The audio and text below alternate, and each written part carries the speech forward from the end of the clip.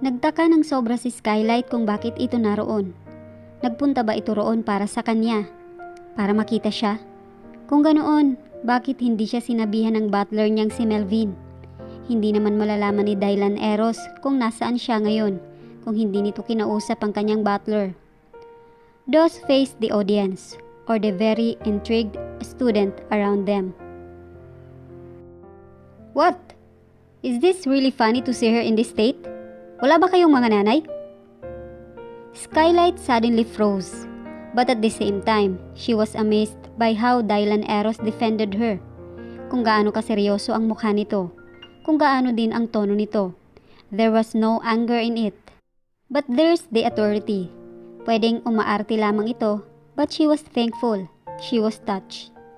Walang nakaimik sa mga kapwa niya estudyanteng naroon. Lahat ay nagulat.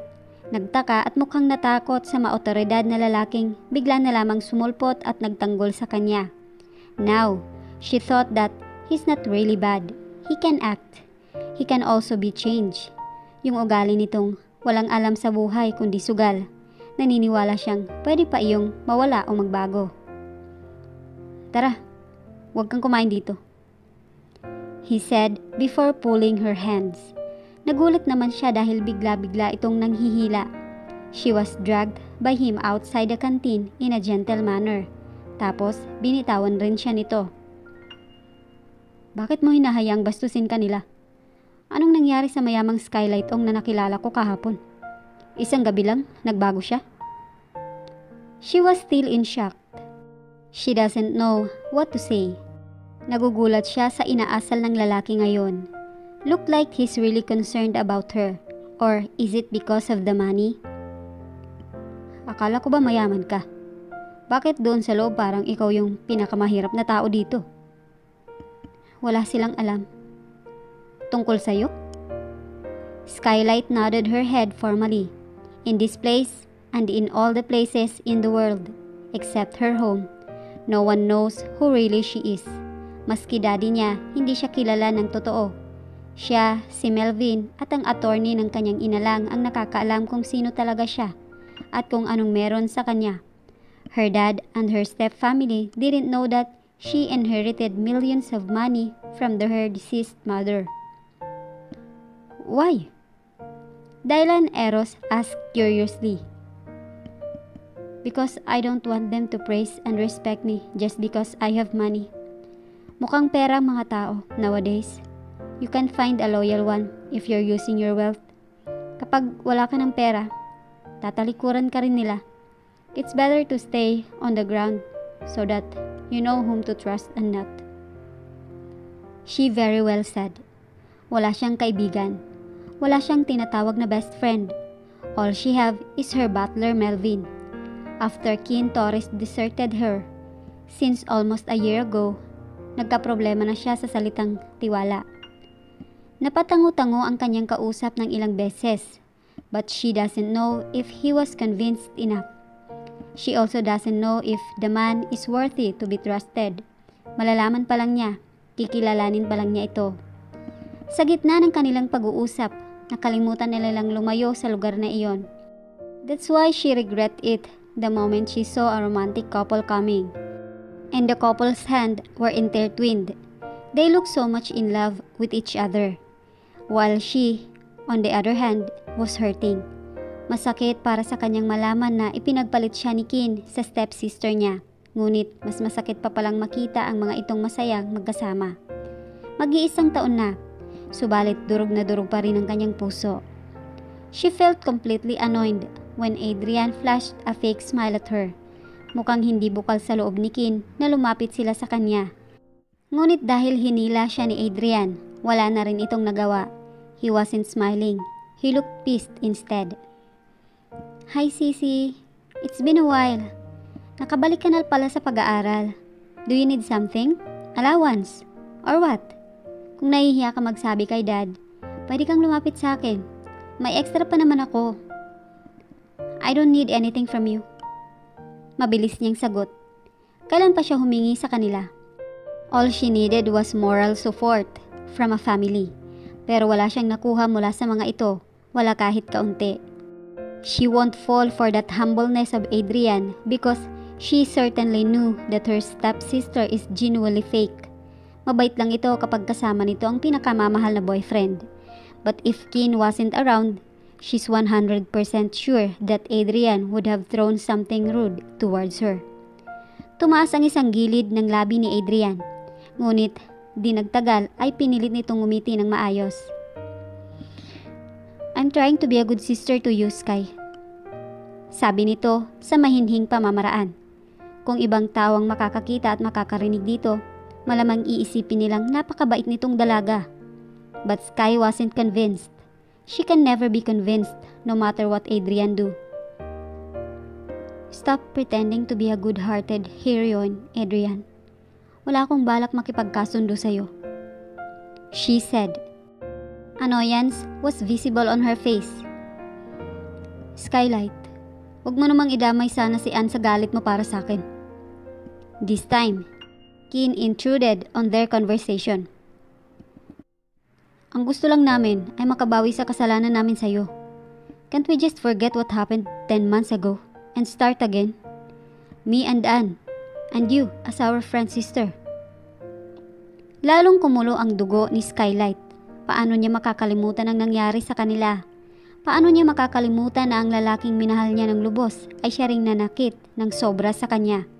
Paano siya magiging kaibigan o kapatid sa mga ito kung ramdam na ramdam pa rin niya ang matinding sakit? Actually, he is right. Silang tatlo ay napatingin sa lalaking kanina ay tahimik lang na nanonood at nakikinig sa kanila. Skylight almost forgot that she was still with Dylan Eros. Good thing, nagsalita ito. Skylight, forget your past. Your present and future is right beside you now. He said that, while gently caressing Skylight's hair. She gaped at him with complete bewilderment. Your present and future is right beside you now. That line have echoed on Skylight's mind multiple times already. Hindi na siya nakapag-concentrate pa sa paligid. Ang tanging nakikita lang niya noong mga oras na yon ay si Dylan Eros at ang mukha nitong tila ba naging malaprinsipe. For a moment, she thought of him as a Prince Charming and not a frustrated gambler. Marunong palang magpakilig ang lalaking ito. Totoo man o pag-arte lang, inaamin niyang may ganoong pakiramdam sa loob niya. Ngunit kahit na ganoon, nanatili siyang kalmado at bumalik sa pagiging malamig ang kanyang facial expression. Napansin niyang ngumisi si Adrian at tiningnan nito ang lalaking katabi niya mula sa ulo hanggang paa na nakataas ang gilid ng labi nito. Mukhang inobserba nito ang kabuuang panlabas na kaanyuan ng lalaki. Habang tinitingnan ni Skylight ang ekspresyon ng kanyang half-sister, nakaramdam siya ng pagkapikon dito. Tumingin si Adrian sa kanya na nakangisi pa rin. Who is he? Boyfriend mo? Parang ngayon ko lang siya nakita dito sa school. Well, mukhang noon lang naman talaga pumunta sa eskwelahang iyon si Dylan Eros. Base sa nakuhang impormasyon ni Skylight tungkol sa lalaki, nag-aral ito sa mas kilalang universidad at nakapagtapos ito ng bachelor's degree in political science. Unfortunately, hindi nito ginagamit sa ngayon ang kaalaman nitong pagdating sa nasabing larangan. Wala sa itsura nito ang pagiging profesional. Wala sa itsura nito ang pagiging miyembro ng isang political family. Kung titingnan mabuti, mas nagmumukha pa itong kasapi ng organisasyon ng mga tambay sa nightclubs. Kung sa bagay, napakalapit na rin doon ang libangan nito. He's not... Giit sana niyang boyfriend niya si Dylan Eros, pero namutawi ulit ang boses ni Adrian. Alam ba niyang may anak ka? Mukhang concerned itong nagtanong, pero alam niyang gusto lang siya nitong ilaglag. Gusto lang siya nitong ipahiya dahil naniniwala itong may relasyon nga sila at ginagamit nito ang pagiging disgrasyada niya upang madismaya sa kanya ang mga tao. Sa kasamaang palad, hindi nito alam ang nangyari o mangyayaring kasunduan sa pagitan nila ni Dylan Eros. Hindi na naman siya nakasagot dahil naunahan ulit siya ni Adrian. Iniisip ko ang kapakanan mo, Sky. Ang sa akin lang, sana makahanap pa ng taong tunay na magmamahal sa'yo. Yung tatanggap sa'yo sa kabila ng pagkakaroon mo ng anak. Napahinto doon si Adrian nang makita nito kung gaano kasama ang tingin niya. Hindi kailanman makukumbinsi ni Skylight ng mga mabubulaklak na salita galing sa kanyang stepsister. Kung dati, may malaki siyang respeto dito. Ngayon wala na. Wala siyang ibang mararamdaman dito kundi galit at pagkamuhi. Isang malaking plastic si Adrian para sa kanya. She was about to answer her when Dylan Eros suddenly put his hand on her shoulder. Inakbayan siya nito nang hindi nito iniisip kung anong iisipin o mararamdaman niya. Her back was stiff again. "You don't have to worry, sister-in-law. Skylight child is my child." What? The three persons including Skylight were all shocked. Hindi na naman iyon inaasahan ni Skylight. Alam niyang nagbibiro lamang ito. Alam niyang idinedepensa lamang siya nito. Pero nang marinig niya kung gaano kaseryoso ang tono ng boses nito, muntik na siya nitong mapaniwala. Pero kung siya, muntik lang. Ang magkasintahan naman nakaharap niya ang mukhang hindi makapaniwala. Adrian's eyes were wide opened, habang kitang-kita naman ni Skylight ang paniningkit ng mga mata ng kanyang ex-boyfriend. "Is that for real?" Hindi makapaniwalang tanong ni Adrian. "Alam ba to ni Daddy?" "Hindi. Bakit? Are you going to inform him immediately?" Skylight asked, smirking. But Adrian didn't dare to answer her anymore. Kahit hindi sumagot ang kanyang half-sister, alam na niya kung anong tumatakbo sa isipan nito. Magsusumbong ito sa kanilang ama at hindi na siya magtataka kung susugod ang daddy nila sa kanyang inuupahang apartment. "Go ahead then," sabi niya bago siya umalis kasunod si Dylan Eros. She felt so upset and angry. 10 months na ang nakakaraan pero hindi pa pala siya nakaka-move on kay Kin. She still has the feeling for him and she can't accept that. She wish she could finally get over him nang hindi na niya kailangang umarteng okay sa harap nito at ng girlfriend nito. "Hoy, ex mo ba yung lalaki? Tapos, syota na ng kapatid mo? Ayos ah.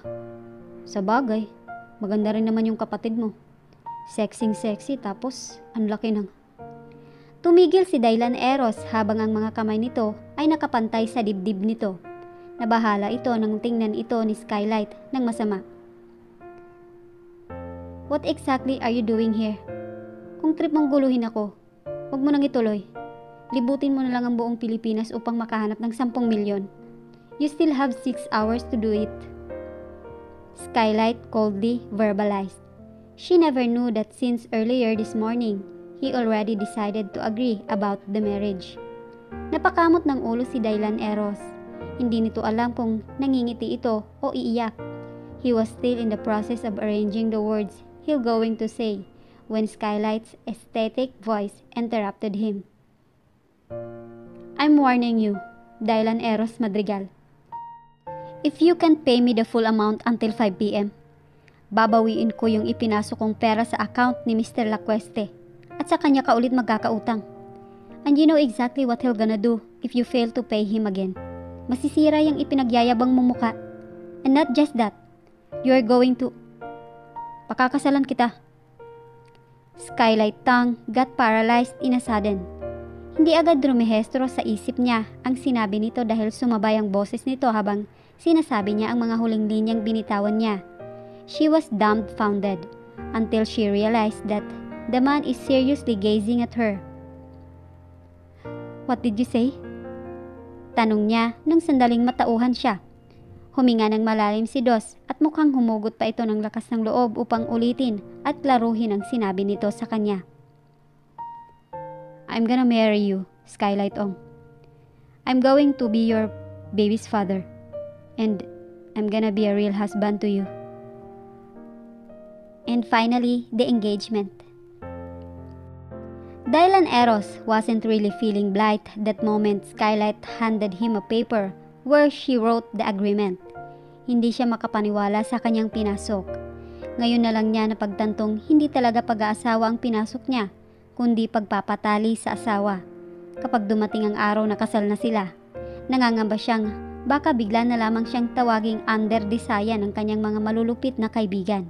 If earlier, he was willing to pay with his body, now he's completely hesitant. Reading the agreement, hindi niya alam kung ngingisi siya, iiyak o hahalakhak. Magsasama tayo sa iisang bahay, pero hindi muna tayo magpapakasal. We will wait for the time when we're both ready. Kapag nahulog na tayo sa isa't isa at gusto na natin. Skylight stated as she sat on her couch. Dinala nito sa kanyang bahay si Eros pagkatapos nilang makipag-usap sa ex-boyfriend nito at sa half-sister nito. He was truly surprised when he learned that she's living on a small apartment. Akala niya ay mansyon ang bahay nito. Doon pa lang, nadismaya na siya. Bahagya siyang napailing. Isang dahilan kung bakit ginusto niyang magpakasal dito ay para makabalik siya sa parents niya dahil nangako ang mga ito na susustentuhan siya ulit ng mga ito sa oras ng makasal siya. Ang kaso, mukhang matatagalan pa pala yun. We will live together, but it doesn't mean na ako ang magpapakain sa'yo at gagastos sa mga kailangan mo. Tandaan mo na yung bayad ko sa'yo ay yung binayaran kong utang mo. Go and find a job. Skylight blubbered again, causing him to slightly feel irritated. Mali, dahil inakala niyang magiging maginhawa ang buhay niya sa piling ng babaeng ito. Nagkamali talaga siya ng desisyon. Be the father of my son. Kahit na hindi pa tayo kasal, mas maganda kung ngayon pa lang, ilapit mo ng sarili mo sa kanya nang mamulat siya ng may ama talaga. Napamura siya sa isip. Paano niya gagawin yon kung hindi naman siya mahilig sa bata? There comes another challenge. Pakikiligin niya ang babaeng ito para mahulog ito sa kanya. Magbabanat siya ng buto at mag-aalaga ng baby. Talaga namang sinuswerte yata siya sa malas na paraan. Hugging, kissing, and the likes are not big deals. I'm okay with it as long as I am in a good mood. What about sex? Wala sa loob na naitanong niya without thinking na baka ma-offend ang babae. Napalunok siya nang makitang namula ang pisngi nito. Nagmura na naman siya sa kanyang isip. Minsan talaga hindi niya napipigilan ang bunganga niya. Narinig niya ang pagbuntong hininga ni Skylight. Kahit ang ganoong kasimpleng galaw nito ay nakakapagdulot sa kanya ng nakakatuwang pakiramdam. Nababahala siya sa tuwing tinititigan niya ang magandang mukha nito. Ngunit ayaw niyang tanggalin ang mga mata niya rito. She's so beautiful in every way. Well, let's consider that after exchanging vows. Tumango siya pero ang totoo, hindi gusto ng kalooban niya ang kanyang narinig na sagot. He is still a man, and living with a woman like Skylight will be hard for him to restrain himself. Sigurado siya doon, dahil nung una pa lang niya itong makita, nakaramdam na siya ng kakaiba sa ibabang parte ng kanyang katawan. 2 months pa lang ang baby ko, Dylan Eros. Nagpapa-breastfeed pa ako kaya huwag ka munang umasa sa ganoong bagay. Okay, naiintindihan niya. Susubukan niyang intindihin, kaya naman siguro niyang makontrol ang sariling hanggat wala itong gagawing anumang bagay na pwedeng ikatakas ng kanyang katinuan.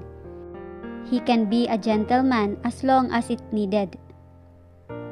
Starting from now, you're my fiancé. You can't be with any other girls anymore. You can't date anyone except me. Kapag kaharap natin ang half-sister ko, ang ex ko, ang daddy ko at ang lahat ng nakakakilala sa akin, maliban kay Melvin. Maging malambing kang partner. Hindi ka na pwedeng magsugal. Pwede kang tumaya sa sweepstakes pero hindi na sa casino. Pwede ka rin namang pumunta sa bar since pera mo naman ang gagamitin mo. Huwag ka lang mag-uwi ng babae. And lastly, when you broke one of my rules on our agreement, si Mr. Lacueste na ang bahala sa'yo. Pagkatapos niyang marinig ang mahabang pahayag nito na para sa kanya ay isa ng talumpati, umupo siya sa tabi nito. He faced her so that he can stare at her unblemished face closely. Para siyang tumitig sa pinaka nagniningning na bituin. In a sudden, his chest started to pump abnormally. Akala niya pagkailang lang iyon, ngunit habang tumatagal, lumalala ang pagpintig ng kanyang puso. Pigil ang hininga niya habang paunti-unti niyang inilalapit ang kanyang muka kay Skylight. What are you doing? She asked as her eyes narrowed. Sabi mo simula ngayon engaged na tayo. Sabi mo pa, hindi big deal ang yakap at halik. Ano sa palagay mong gagawin ko? His voice suddenly turned manly and hoarse. Nakaramdam siya ng panggigil nang makita niyang namula na naman ang pisngi ng babae. How would he control himself now that he is staring at such cute gesture? He noticed that Skylight didn't make a move. Hindi ito nakatingin sa kanya at mariing nakatiklop ang labi nito. Naiiling ito at nahihiya. May anak na nga ito ngunit mukhang wala pa itong masyadong experience. He's getting close to her lips at curious na siya kung gaano ito kalambot. Her face, her eyes, her lips, lahat ng iyon ay sedaktibo. Lahat ng iyon ay nag-aanyaya sa kanya. He swallowed his own drawl to prepare himself for a new kind of food he's about to taste. He's nervously excited. Panay ang kabog ng dibdib niya kaya hindi siya makahinga ng maayos. Kinakabahan siya na parabang ito ang unang beses na gagawin niya ang bagay na ito. Then there's a sudden knock on the door. Ma'am Skylight, nandyan ka na ba? Sigaw ng babae mula sa labas. Kasabay niyon ay may narinig siyang pag-iyak ng isang sanggol. Tumayo si Skylight at mabilis na nagtungo sa kanyang pinto upang buksan ito. Kinuha niya ang baby mula sa babae at maingat itong kinarga. Hello baby. Shh, don't cry. Mommy's here now. Her lips landed on her baby's cheek, and that was one of the most beautiful scenes that Dylan Eros have ever watched. His heart skipped a beat.